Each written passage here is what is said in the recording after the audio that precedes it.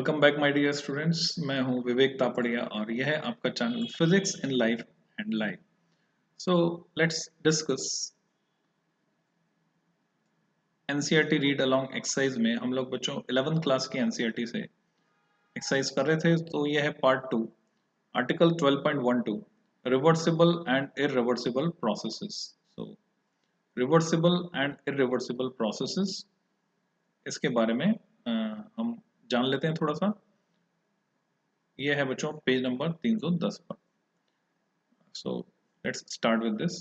Imagine some process in which a thermodynamic system goes from an initial state I to a final state F. I से initial, F से final. तो मान लेते हैं हम कोई जो थर्मोडायनेमिक सिस्टम है वो इनिशियल स्टेट I से फाइनल स्टेट F पे जा रहा है। During the process the system absorbs heat capital Q from the surroundings and performs work W on it. ठीक है, Q हीट ली उसने और वर्क किया W। Can we reverse this process? क्या हम इसको उल्टा कर सकते हैं कि W वर्क दें तो वो Q हीट में कन्वर्ट कर दे, है ना? तो अगर ऐसा कर सकते हैं तो बोलेंगे रिवर्सिबल है, नहीं कर सकते हैं तो इरिवर्सिबल है।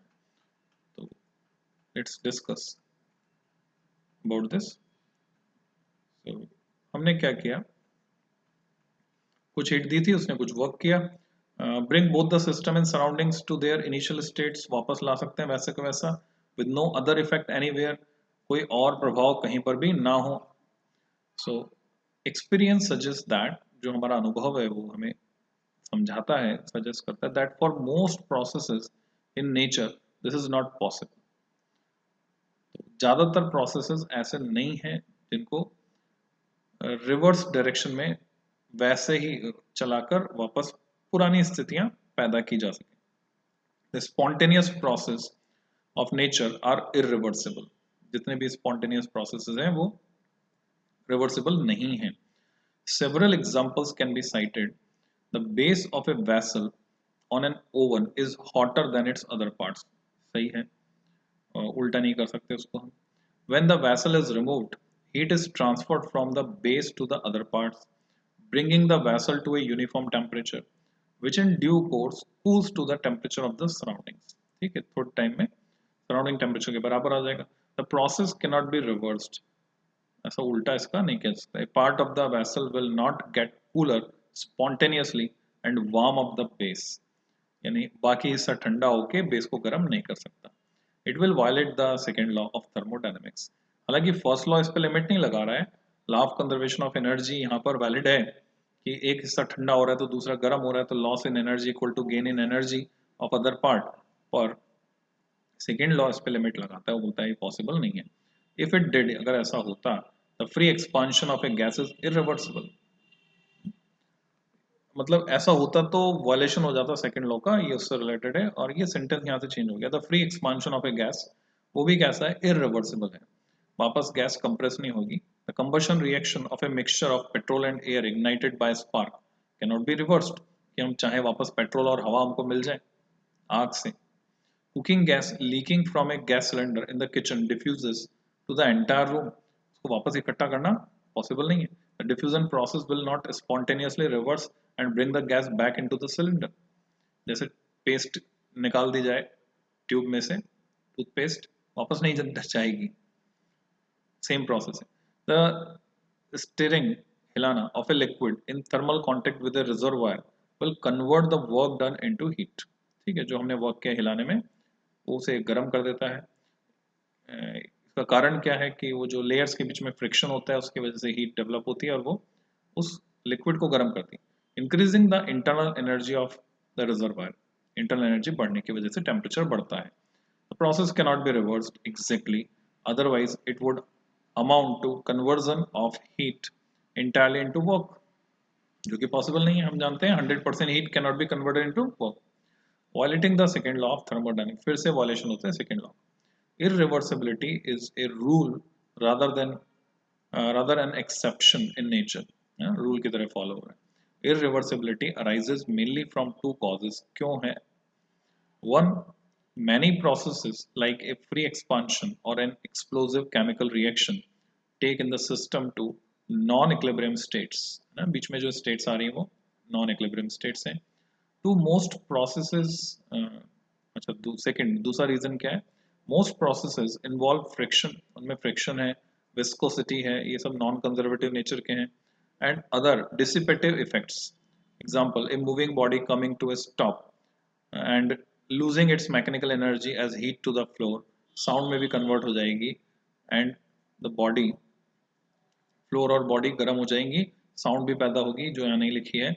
A rotating blade in a liquid coming to a stop due to viscosity and losing its mechanical energy with corresponding gain in the internal energy of the liquid. Temperature में convert हो जाएगा पर इसका reverse possible नहीं है कि उस heat को हम यूज करके उसको घुमा दें.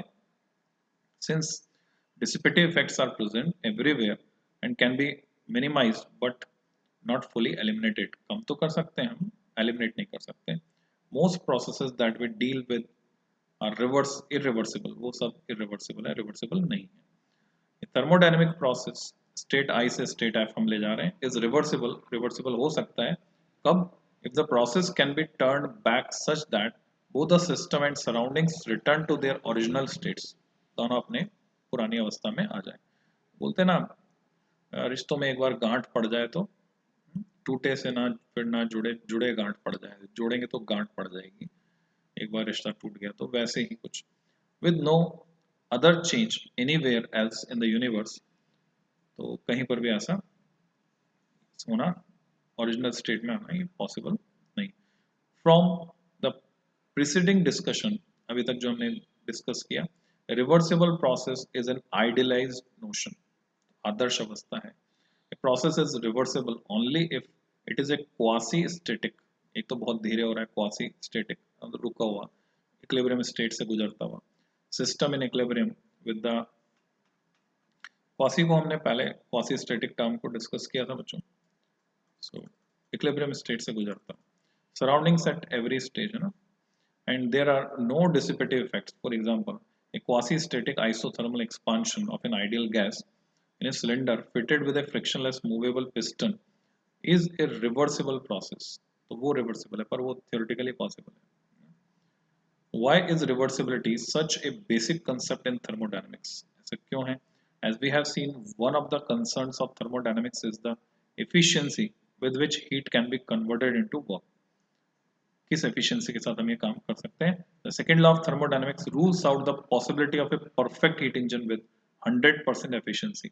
वहां पहुंच गए तो फिर जो एवरेज है गाड़ियों के बहुत बढ़ जाएंगे, पर ये theoretically possible है, practically नहीं.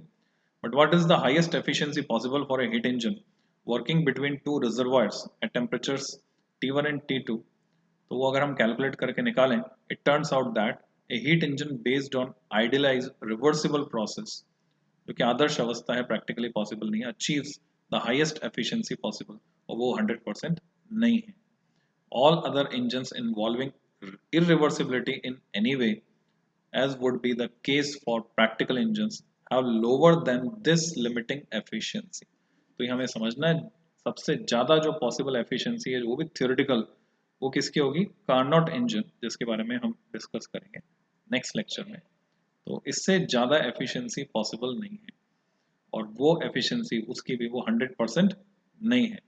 तो कितनी एफिशिएंसी पॉसिबल है, क्या फॉर्मूला होता है, ये कार्नोट इंजन कौन से थियोरेटिकली पॉसिबल साइकिल्स इसमें होते हैं, वो सब हम डिस्कस करेंगे नेक्स्ट लेक्चर में. Till then, happy learning.